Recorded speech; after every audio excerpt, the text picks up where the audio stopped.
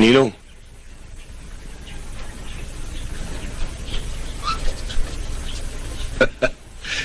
Amoy ka pa, anak, ah. Ano naman bang mumuray ang ginana mo kagabi? Boss, matagal ko na sinasabi sa'yo, lang ang inaanak mo. Pinipilit mo yung singgaw sa trabaho ng mga barako. Eh, kumag naman yung inaanak mo. Ang lahat ng tao, Bogi, nagmumula sa maliit. At itong inaanak ko, balang araw, magiging malaki.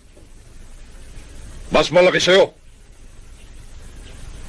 Anak, kaya kita ipinatawag, may patatrabaho ko sa'yo. Merong isang club na pag-aari ng isang ang pangalan ay Agapito. Ayaw nang magbigay ng yun. Magmula na magkaroon ng patong sa mga pulis. Malaking kwarta rin yun na ayokong mawala sa atin. Gusto kong bigyan mo ng leksyon ng Agapitong yan. Ipakita mo kung paanong magalit ang ninong rustiko mo sa ang yan. Sandali lang, boss. Sandali lang.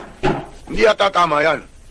Inuubaran niyo na ako ng trabaho dahil sa inaanak mo. Ako ang gumagawa ng programa ng mga kilos natin. Kung ano ang sabihin ko, yun ang gagawin nyo. Ninong, kakausapin ko lang itong baso sa to, Sandali lang. Mukha yatang minamalit mo akong bugi, Kung may ka, may din ako. Alam ko marami ka lang napatay. Pero ito lang sasabihin ko sa'yo. Isa lang ang kaluluwa mo at kaya kong alisin sa katawan mo yan. Ano ka mo? Kung paano tutunan ang tayo mo. Ganun din ang gagawin ko sa'yo pag di mo ako tinigilan. Bumunod ka. Magkasubukan na tayo. Ops! May nagmamagaling. Sige, bumunod kayo. Magsama-sama na kayo sa dagat-dagat ng apoy. Ano, bunot?